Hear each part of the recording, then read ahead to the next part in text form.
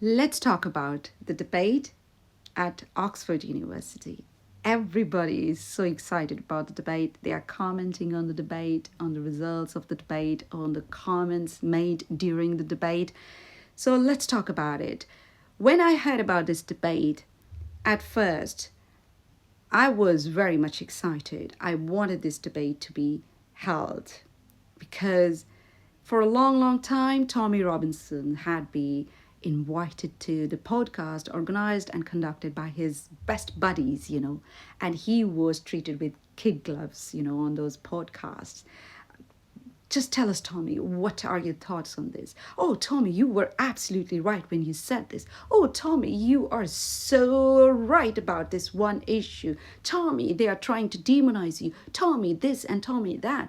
And I was sick of that. I was like, what is going on, people? If you claim to be journalists, you should know that your job is to scrutinize ideas. And this is not what you're doing. But then I heard about this debate and I was like, finally, there is an opportunity where Tommy Robinson's views would be challenged, called out. And I was very much excited. And then there was this controversy around this issue. People were going into frenzy. They didn't want this debate to take place, especially people from the Muslim communities, because they were saying that Tommy Robinson is anti-Islam, anti-Muslim, blah, blah, blah. He should not be invited to Oxford University. But I should applaud the debating society, the president of the Oxford Debating Society, that they eventually hosted this debate, regardless of the odds. They just managed to have this debate, and I really, really applaud them and appreciate their effort. And then, of course, we were all, waiting for the release of the videos of the debate. There was a delay, and we all know about the controversy, why it was delayed. I will tell you in the end of this video why it was delayed, though. And eventually, it was delayed. And we were like perplexed, we were confused what's going on.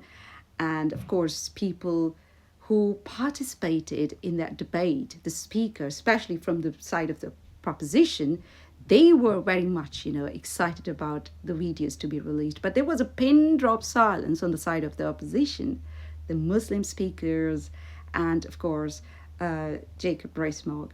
They were all very silent, and there was no commotion on the side of the opposition that why these videos are not being released. But then the videos were put on social media, and eventually the debating society, they released their side of the videos. Now, before watching debate, I must admit that I was partial. I had some stereotypical thoughts about the speakers on the side of preposition. I mean, come on, Tommy Robinson and Lawrence Fox. Are they going to make any sense? Are they going to behave decently? Are they going to conduct themselves in a reasonable manner? Are they going to be articulated in their argument? These were the questions, in my head. But to be very honest, most of the time, the questions were answered like, no, no, no, no. These were the stereotypes I was wrestling with at that time. But after watching the debate, the whole outcome of the debate, in my head, it got changed, completely changed. Because, quite surprisingly, the people on the side of preposition, Tommy Robinson, Lawrence Fox, they conducted themselves in a very reasonable way.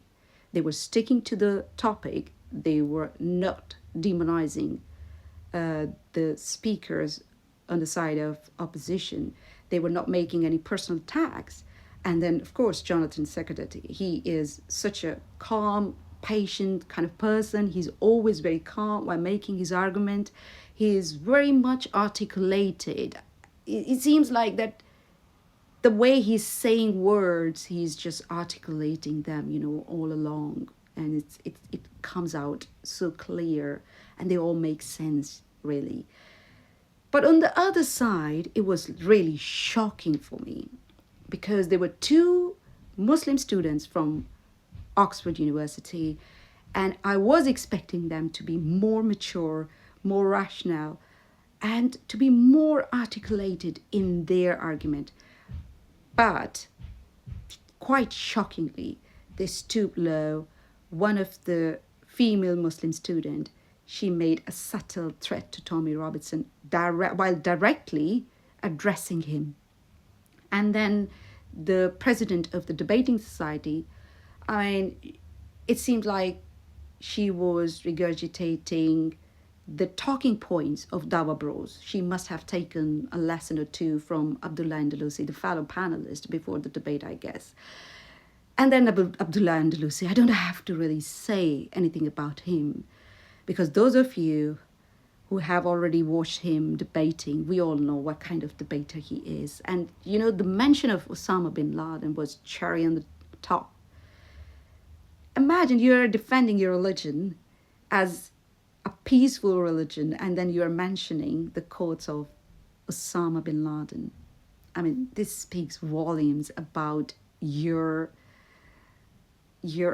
intellectual capabilities, to be very honest. And then there was another speaker, a Muslim influencer, a convert to Islam, Michael Daves. I am not sure about the full name, but his name was Michael. And he was so intimidating. His body language was so intimidating when he was making his argument. So all these speakers, they came across as aggressive, intimidating, insecure, and inarticulated. It seems like they were not having rationale and evidence on their side. For them, it was like they were asserting their understanding of their religion on other people. And if you don't agree with them, you're a bigot, you're an Islamophobe, you're the worst kind of person possible. That's the kind of attitude I witnessed on the side of opposition. So, according to the official results, the opposition won the debate. People who were defending Islam, they won the debate. Though their whole focus was on smearing the speakers on the side of proposition. They were making personal attacks rather than tackling their points, but still they won the debate. But if you watch the debate, you will realize, you will find out that these people who were defending Islam, they were apologists for Islam, they badly lost. They did not win the debate. Yes, they did not. But of course, this is Oxford University now, where you cannot have an honest and frank discussion without being threatened, even by the speakers. And the results always are always manipulated, to be very honest. It's not a fair, outcome. I'm saying it. Yes, I've said it. This is not an honest decision. This is not an honest outcome. The people on the side of proposition, they were making more nuanced arguments than the speakers on the side of opposition. Yes, Jacob Rees-Mogg, he did make some good arguments. I agree with him that we should be proud of our values. Of course, he's a Christian. He believes that this is all Christian values. I believe that these are Western values, secular, democratic Western values. And of course, Christian culture is a huge part of these values. But I agree with him that we should be very much confident about our own values, and we should not be feeling insecure, whatever the circumstances are.